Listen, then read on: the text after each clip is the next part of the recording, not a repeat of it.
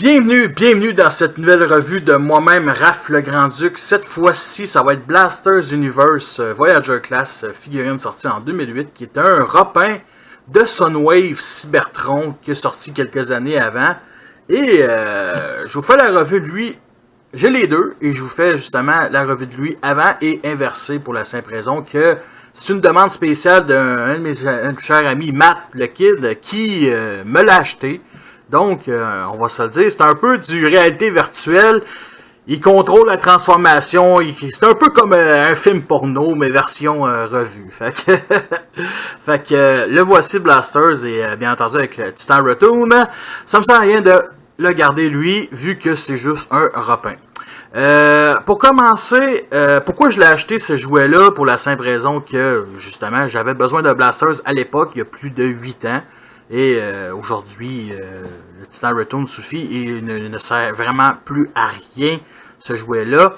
Il est resté quand même... C'est un jouet que ça fait longtemps que j'ai à vendre aussi, parce que je me suis toujours dit que ça...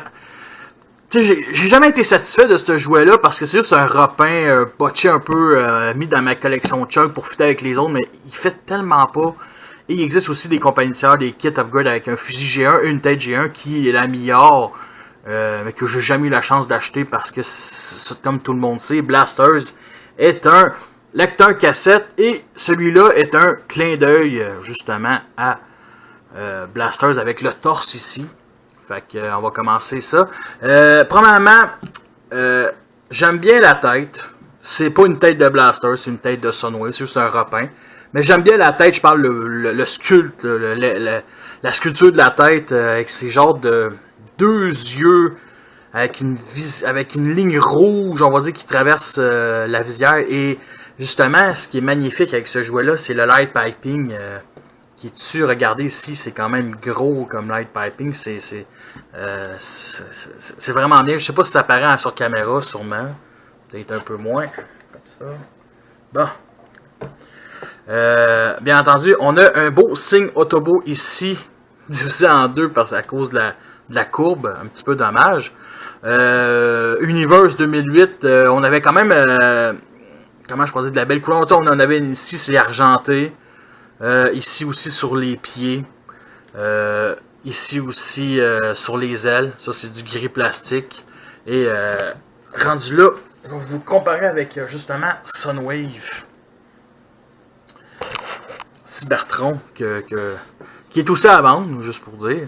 Tu sais, il y a des couleurs que lui il a pas, comme ici le rouge ici sur on dirait les genoux, c'est rouge, ici il y a du rouge, ici il y a un beau gris, ici c'est le contraire, il y a rien ici, il y a du noir, du gris un peu là-dessus, différent. Ici les pegs sont rouge, il y a un peu de noir, et le reste c'est gris. Lui, c'est il y a le même genre de gris métallique un peu foncé. Les pegs sont pas là, vraiment, sont bleus. Et il y a plein de détails, comme ici, il y a des détails sur le torse. Lui, il n'y en a pas, c'est juste rouge. La petite jupette ici, bah, c'est toute une seule couleur, que ce soit Sunwave ou Blasters. Oups. Inquiétez-vous pas, ça tient quand même assez bien le jouet, mais c'est juste que c'est pas parfait parce que les ailes sont trop, on va dire, sont très grosses, très hautes. Et ici les talons, la seule chose qui forme les talons, c'est deux petites pins comme ça, fait que ça tient plus ou moins, ça tient bien, mais ça tient pas. Tu sais, c'est pas fameux. Et justement. Avec les ailes, lui ici il y a des ailes avec on va dire un petit gris argenté, assez, pas chromé, mais pas argenté, mais c'est vraiment du gris foncé. Tu sais, c'est différent du gris foncé d'aujourd'hui. Lui il y a des lignes jaunes ici, un peu plus métalliques. Le torse surtout, signe Decepticon au milieu, avec le beau torse couleur dorée, ça c'est vraiment très beau. Puis c'est à peu près ça, on va se dire, là. La tête... Elle représente vraiment le personnage de Sunwave. Et bien entendu, son canon ici qui peut se mettre sur épaule. Que lui aussi, c'est vraiment c'est un repin. C'est pas autre chose que ça. Et le bouclier ici sur le côté. Qui forme, on va dire, le cockpit du jet. c'est sûr que celui de Sunwave est un peu mieux. Il y a quand même ici un genre de... Je me sens que c'est sa forme de clé, je suis pas sûr, mais ça ressemble beaucoup à, on va dire, la clé de Cybertron. Puis ici, bien entendu, violet, un beau violet transparent. Ça, puis lui, c'est du bleu, c'est les mêmes motifs. Lui, il paraît plus que c'est les motifs. Lui, c'est juste transparent bleu. Jaune ici pour faire Blasters. 2 signes Autobot ici. Et un cockpit bleu transparent comme un peu plus haut. Et bien entendu, les 2 petits fusils noir avec du gris. Lui, c'est du noir, rouge, bleu transparent. Lui, c'est violet. Pas plus qu'il faut. Et bien entendu, les autres canons. L'autre canon qui est... Bon, lui, il y a du noir, du rouge, du bleu. Lui, c'est à peu près la même affaire. Ça. Et, bien entendu, la gimmick de ce jouet-là, c'est le torse. Comme un peu Sunwave. Fait qu'on prend la cyberclé ici. Et on la pousse ici comme ça. Et en la poussant, ça vient sortir le torse de cette manière. Et, bien entendu, en poussant avec la clé, ça lock pas, mais il faut l'enlever pour l'reclipser. Et il nous donne le Minicon Roadblock, qui est un repin de Laserbeak, justement, fait que la transformation des ailes. J'aime bien ce petit Laserbeak là, ben, ce petit aigle là, ce petit moule là, on va dire, malgré que lui est moins intéressant que vraiment Sunwave, fait qu'on va sortir la tête comme ça. Il reste quand même bien articulé. Il y a ça ici qui tourne au 60 degrés. À cause de la tête, on peut pas. Il y a la queue ici. Et à cause de ça, les pattes ici peuvent bouger comme ça. Vraiment à fond. C'est aussi une étape de transformation, il ne faut pas oublier. Toutes les articulations de ce petit jouet-là, c'est toutes des étapes de transformation. Et il est très lousse, malheureusement. Et c'est pas une belle couleur, le rouge, mais le noir ici sur la turbine en arrière, et c'est le mouvement de ça, je trouve ça quand même assez bien. Et le voici à côté de le vrai Laserbeak, que lui, ses articulations sont vraiment en tête, et ses yeux sont peints comparé à Roadblock, qui est tout simplement, puis ici il y a du rouge, donc c'est assez bien. Et comme dans G1, on va dire, comme un peu Sunwave, qu'est-ce qu'il fait avec Laserbeak, on peut, grâce à ce genre de peg 5 mm là, le mettre ici dans le trou, comme ça, pour faire comme Sunwave. Ça reste quand même assez bien, c'est une bonne petite affaire, ça tient très bien, bien entendu. Et une chose que j'aime bien aussi, c'est que bien entendu, il y a 2 trous 5 mm ici, on va dire au sommet de ses ailes. Et Sunwave, pas Sunwave, mais Roadblock peut se mettre comme ça, en mode, on va dire, passif, peut arriver. Et pas faire chier Blasters, on va se dire, puis dormir, tout simplement. Et justement, avec ces fusils-là, on peut les mettre comme ça pour former des genres de tourelles. Ce que j'aime beaucoup. Ben, tourelle, j'aime beaucoup. Pas plus qu'il faut, là. C'est pas... ça permet de, on va dire, flatter son egg pendant qu'il se défend contre des Decepticons. Bon, on va parler aussi des articulations, vu que je ne l'ai pas fait. Côté articulation, on a bien entendu la tête sur un bas joint. Ici, ça peut tourner de 60 degrés, mais à cause de l'aile, ça peut pas. On peut lever le coude comme ça, on peut aller jusque ça à l'arrière. Bien entendu, le bouclier peut mettre ça plus vers l'avant ou plus vers le haut, on va dire, plus le bas vers le haut, mais c'est plus une étape de transformation. Et ça permet de, on va dire, se dire comme ça, c'est correct, on le met de cette manière. L'autre bord aussi, malheureusement, mon exemplaire, ça se clipse pas. C'est le même depuis que je l'ai acheté. Ici, il y a bien entendu le bouclier. Ici, il y a ça qui vraiment dérange énormément. Moi, ce que je fais vraiment, c'est que je le mets de même, je le mets à l'arrière. Ça permet de le cacher, mais c'est vraiment très laid. C'est le devant du jet. Et non, vraiment pas. Ça me fait pas triper. Pour ce qui est aussi du clipsage des jambes, tout ce qui clipse, c'est cette partie-là ici, la fourche. OK? Comme ça. Et il n'y a rien d'autre qui clipse, il n'y a rien ici. Ça tient bien. Et bien entendu, les armes, tu peux les mettre ici sur le trou 5 mm si on veut. Comme ça. Pour un canon à la Megatron. Et dans les points, bien entendu. Et ici, comme Sunwave. Et c'est juste fait pour ce fusil-là. Sinon, bien entendu, c'est pas fait pour Blasters. Blasters n'a jamais eu un canon épaule. Mais, bien entendu, moi je préfère, dans ma collection, je le mettais comme ça. Et ce n'est pas un Decepticon et c'est pas un amateur de Megatron. Fait que je mettais l'arme ici dans sa poignée comme ça. Et il y a quand même un énorme backpack, tu sais, c'est quand même une bonne partie de l'arrière du véhicule qui est replié ici dans le backpack. L'avantage, c'est qu'il n'est pas trop mis vers le, on va dire vers l'arrière, mais plus vers le haut. Donc, c'est ce qui fait le look aussi du personnage. Et c'est différent que les autres et c'est mieux tant qu'à moi. Et aussi, côté passe d'attaque, avec les deux guns dans les airs comme ça, on peut faire quelque chose d'assez bien.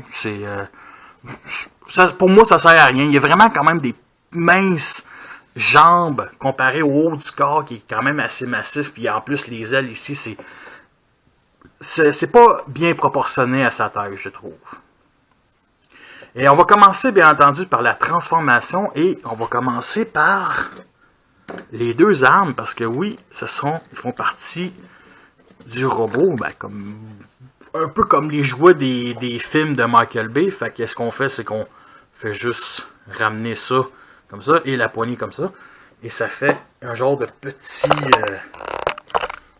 contenant, un petit, je sais pas comment dire ça, un container cybertronien. On va appeler ça de même, puis on replie comme ça. Ça forme tout un genre, le même, genre de, on va dire, hexagone, ça? C'est hexagone? Non, c'est hexagone. Tu sais, à 6 côtés, puis tous ces trois armes-là, tous ces trois-là peuvent se mettre dans le torse, pas ensemble, mais un de chaque. Et en mode alternatif, peut stocker aussi. Et ça, on va voir ça. Fait que, on va les mettre de côté.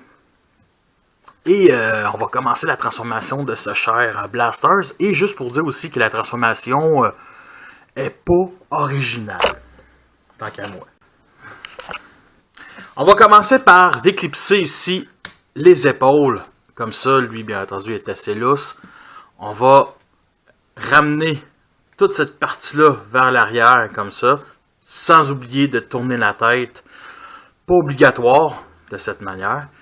Et on va ramener ça vers l'avant. Cette partie-là, on va la remettre ici comme ça. Et le bras, on va le mettre de cette manière. Et vous voyez ce petit trou, ce petit peg-là, rentre directement dans ce trou-là pour venir locker le bas du devant du jet. Et cette partie-là, on va, à peu près comme la même affaire, la remettre comme ça. Et vous voyez encore un petit trou avec ce peg. Mettre de cette manière pour que tout vienne se clipser. Et la partie ici, on va la laisser de même parce que la partie des jambes, ici, on doit remettre ça vers l'avant. Et on déclipse ça. Je n'ai pas d'ongles, donc on déclipse la fourche. Et on va remettre ça comme ça. Et comme ça. Ici, on ramène ça pour former le propulseur arrière. On va monter les jambes comme ça, sans oublier de tourner 90 degrés vers l'extérieur. Les deux jambes. Et ça, on va remettre ça comme ça. Et la partie qui va suivre, elle est extrêmement chiante. Ok, sérieux, je déteste cette partie de cette transformation-là. C'est pour ça que je dis que la transformation est révolutionne pas grand-chose, elle est chiante. On va commencer, bien entendu, par mettre, vous voyez ici les genres de petites jupettes rouges avec un petit peg. Ici, on va les mettre dans le petit trou de chaque bord, comme ça. Comme ça. Sans oublier d'écarter les jambes, comme ça. Et ça ne lock pas. Je ne sais pas si pour les gens qui ont aussi l'exemplaire, ça ne se lock pas, mais on sait où les mettre. Et ce qui reste à faire, c'est bien entendu, vous voyez ici ce genre de petit peg, je pense qu'on ne voit pas pantoute. Ça se met dans le petit trou ici. OK? Et c'est sur chaque bord. Et bien entendu, la plupart du temps, il faut se battre avec. C'est vraiment le mot. Il faut se battre avec ce jouet-là pour que ça vienne plugger. Et il y a toujours cette, on va dire, cette partie-là ici qui ne verrait pas de s'enlever. Pourtant, le trou rentre bien. Mais que, à cause de l'articulation, vous levez la petite jupette ici. Comme ça. Et on remet aussi le pied comme ça. Arrêtez tout ce qui lock la jambe. C'est grâce à cette petite connexion-là, ce genre de peg-là qu'on voit ici qui rentre comme ça. Fait que bien entendu, l'autre bord ne fait pas exception. Comme ça. Comme ça. Bon, on l'a eu.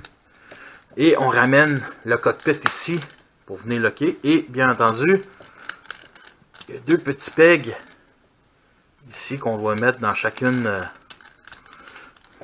des petits trous en dessous du bouclier. Comme ça. Bon, on voit que ça se fait. Et on ramène ça ici. Et les ailes, on les ramène vers le haut, comme ça. Et nous avons notre blasters en mode jet, prêt à voler au secours des autos. J'ai oublié une petite, de remettre, on va dire, les caissons.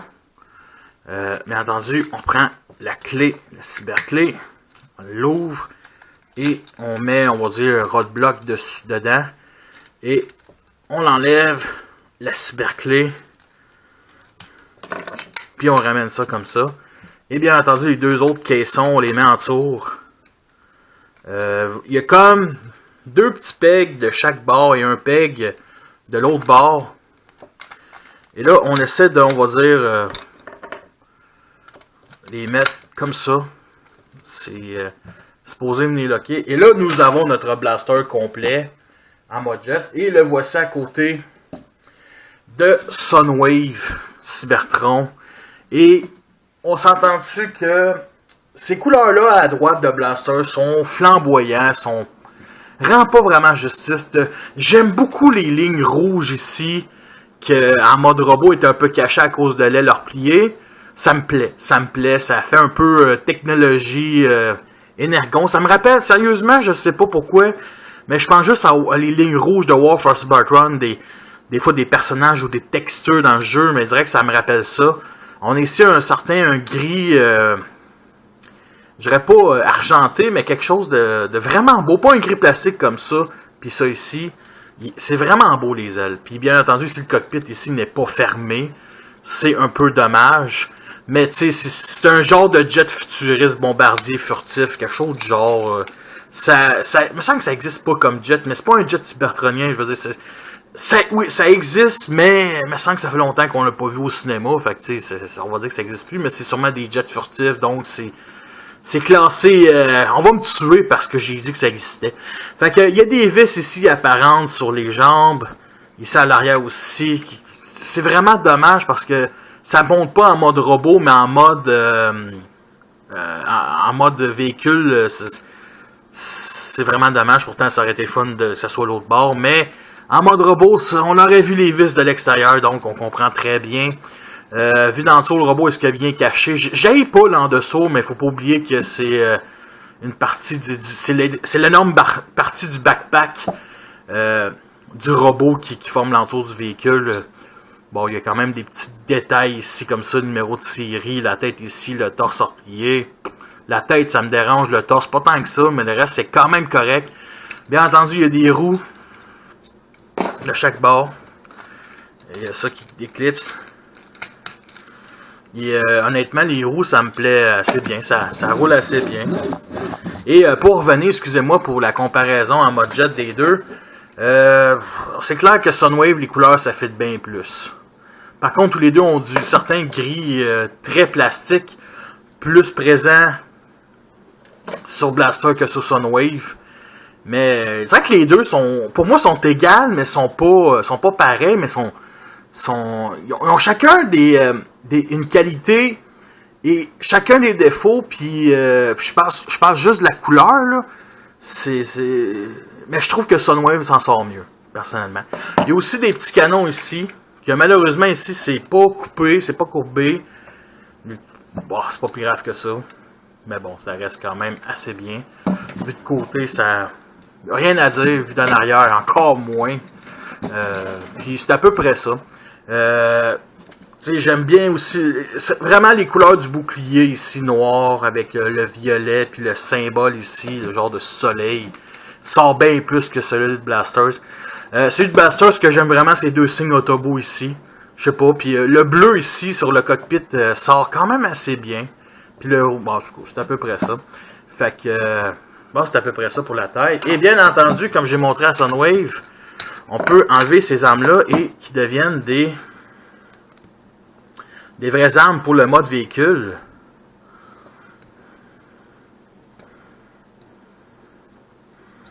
Et bon. Ouais. Ça. Remettre ça comme ça. Ça, on sort de cette manière, comme de cette... et on remet comme ça. On n'a rien qu'à... Moi, je sais que pour le bien placer, le canon long doit être mis vers l'extérieur. Et lui, je pense que c'est à peu près la même affaire.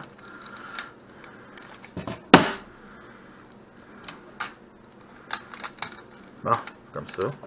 Fait que ça fait un bon look, ça fait d'autres armes. Puis ça, je trouve ça bien. C'est caché, le canon plus long, il est mis à l'intérieur, puis le canon le plus petit vers l'extérieur. Donc ça fait des canons un peu plus furtifs, moins que lui. Est-ce que c'est une figurine qui en vaut la peine? Honnêtement, non. Je vous recommande 100 fois mieux Sunwave Cybertron, le vrai moule original. Si vous aimez, si ça vous intéresse pas, vous n'aimez pas le bleu, il existe une version de Sunblasters Takara noir qui rend vraiment justice au moule, tant qu'à moi. Sunwave rend déjà justice, mais lui, vraiment pas.